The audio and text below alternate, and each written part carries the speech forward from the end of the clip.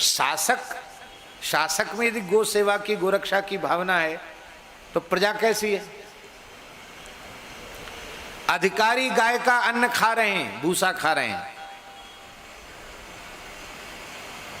और जो संस्थाएं बनाकर बैठे वो लोग भी खा रहे हैं। अरे भाई कहां जाओगे, किस नरक में जाओगे?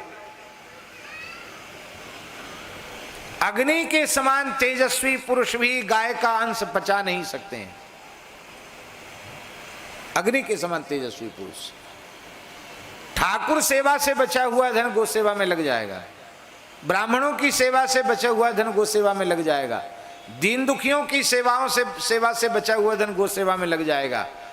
पर गो सेवा का धन गो सेवा में ही लगना चाहिए, न ठाकुर सेवा, न ब्राह्मण सेवा, न संत सेवा, न अतिथि सत्कार, किसी में नहीं लगना चाहिए। शास्त्र में मना है। गाय की जितनी महिमा है, गो सेवा की जितनी महिमा है, उतनी ही अधिक गो सेवा में सावधानी भी है। बहुत सावधानी से ये काम करना है। हमारे यहाँ चौबे जी गौशाला में कोई ना कोई अतिथि तो जाते रहते दर्शन करने, जड़खोर गोदाम में। तो गौशाला में जो राशि आती है उससे अतिथियों के सत्कार की व्यवस्था नहीं है, अलग से है। हम कहते कैसी करो, कमी पड़े बताओ, सब मिलजुल के करो, लेकिन नहीं, ऐसे ये नहीं चलेगा। उत्सव भी होंगे तो गौशाला की राशि से नहीं होंगे, लोग मिलके करें उत्सव। गौशाला का तो एक एक पैसा गाय के ही पेट में जाना चाहिए। हाँ, अधिक से अधिक ये तो है कि ग्वारियों की तनख्वाह, वो तो गो सेवा का अंग है, उनको तो होगा, शेड बनाने हैं या गाय के लिए भूसा घर बनाना है तो कोई राशि बची है, उसका उपयोग होगा। लेकिन किसी भी मनुष्य के निजी व्यवहार में उसका उपयोग नहीं संभव है। और इसका परिणाम क्या है?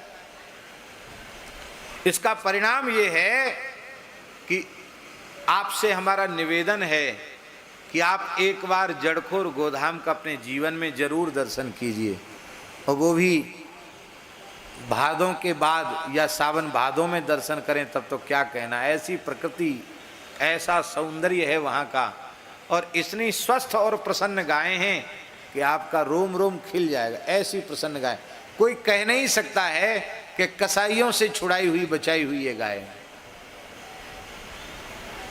संरक्षण का भी काम, संवर्धन का काम, बहुत दूर जाने की जरूरत नहीं। यहीं ओरछा में देखो, माताजी पूरा ध्यान रखती हैं ओरछा गौशाला में, सुरभि गौशाला में। सभी गायें हृष्ट पुष्ट और स्वस्थ, उन गायों को देखकर मन प्रसन्न हो जाता है। गो सेवक भले ही कमजोर हो, पर गौशाला की गाय कमजोर नहीं होना चाहिए। और होता क्या है, सेवा वाले तो मोटे मोटे, गाय सूखी दुबरी। अरे भैया तुम का गाय की भूसा चारा तुम ही खा रहे हो क्या? बहुत आवश्यक है। मेरी प्रार्थना है आप सब लोग जो खेती कर रहे हैं वे जरूर देसी गाय अपने घर में रखें, और गो आधारित कृषि, भले ही अपने खाने के लिए अनाज आप पैदा करें, पर जितना अनाज आपके घर में व्यक्तिगत खर्च के लिए लगता है उतना अनाज आप बिना रासायनिक खाद के भारतीय देसी गाय के गोबर गोमूत्र से उत्पादित जो अन्न है उसी को आप लें। देखें कितनी अधिक सात्विकता उस अन्न में है। श्री सीताराम प्रतिदिन सत्संग एवं दर्शन के लिए श्री महाराज जी के ऑफिशियल चैनल को जरूर सब्सक्राइब करें।